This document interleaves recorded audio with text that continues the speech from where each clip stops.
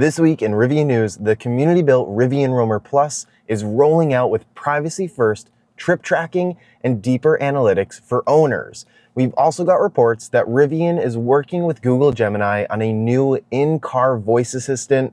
CNBC just gave us a rare look inside Rivian's design studio, and the R2 is getting a redesigned door handle aimed at fixing safety concerns. All that and plenty more, and make sure to stick around until the end for this week's Rivian Community Spotlight. Now let's dive in. First up today, let's talk Rivian Roamer Plus. I really want to share this with you because it's something that I've been using for the past few months. Now, if you're not familiar, Rivian Roamer has long been a free community tool that gives Rivian owners live vehicle data and update alerts. But now it's getting even better with Rivian Roamer Plus, which brings in powerful new features like drive sessions with maps and efficiency tracking, charging sessions with a detailed charging curve, and unlimited data retention.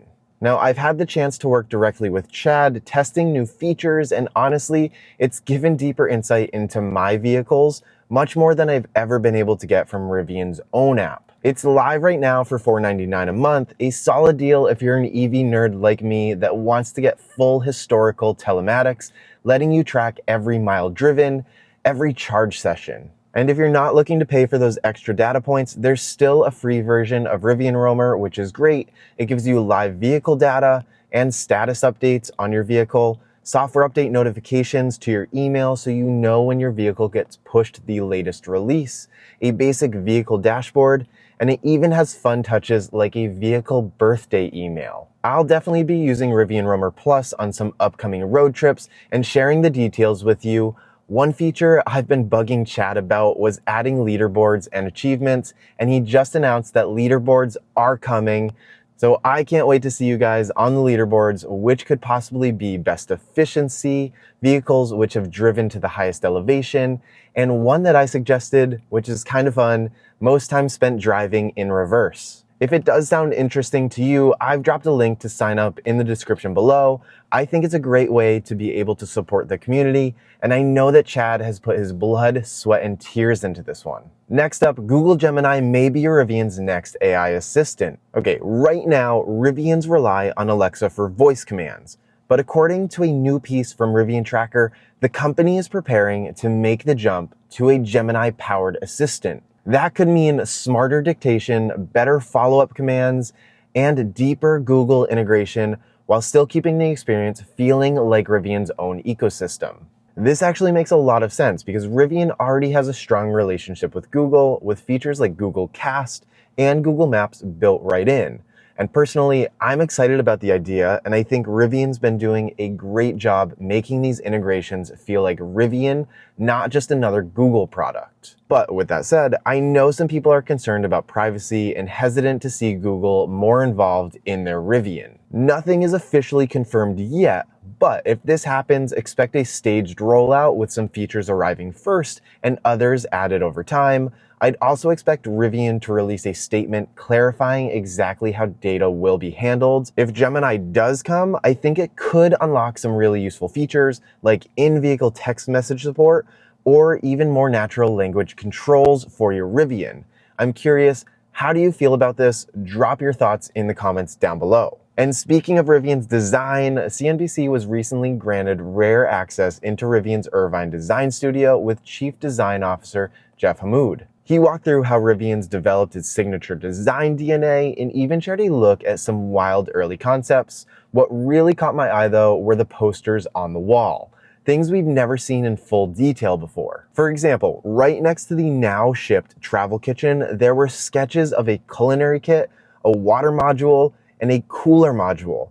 It looks like Rivian continues to explore the idea of a fully modular kitchen, essentially a deconstructed version of the camp kitchen that unfortunately never made it into production. Personally, I think that these would be an incredible addition to Rivian's adventure lineup, and who knows, maybe we'll see them down the road.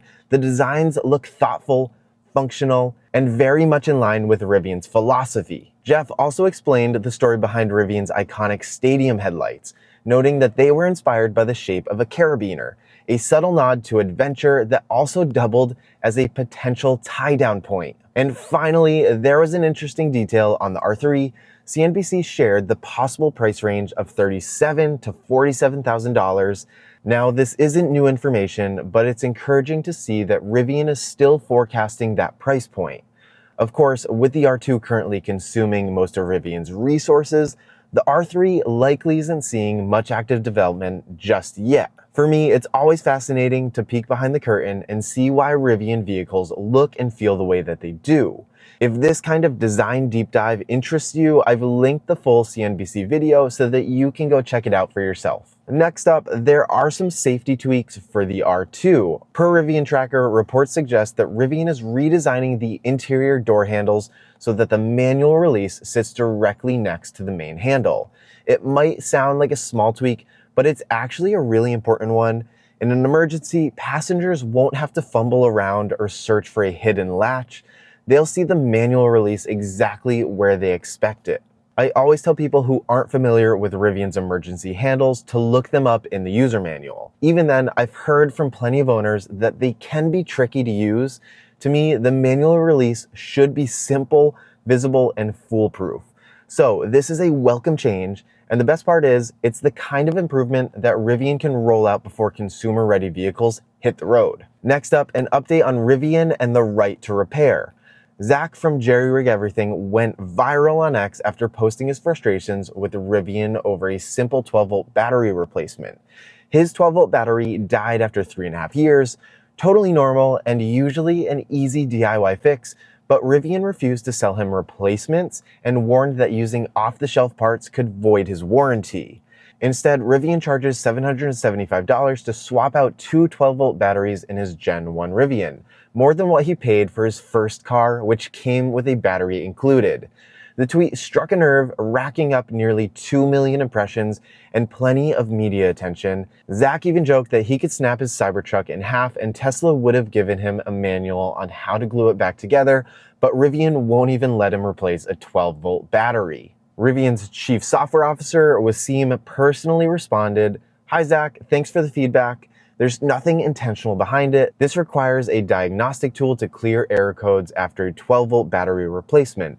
We're working on an in-vehicle service menu that will make similar repairs possible by our owners in the future." So while Zach's experience wasn't great, the outcome looks promising because Rivian is now working on tools to give owners more control over basic maintenance, a clear win for the right to repair movement. And lastly today, this week's community spotlight goes out to all of you who supported one of my favorite community creations, the Sad Mike badge. If you don't know the backstory, this all started as a meme after Travis snapped a photo of me looking a little sad at the Camp Rivian in Joshua Tree.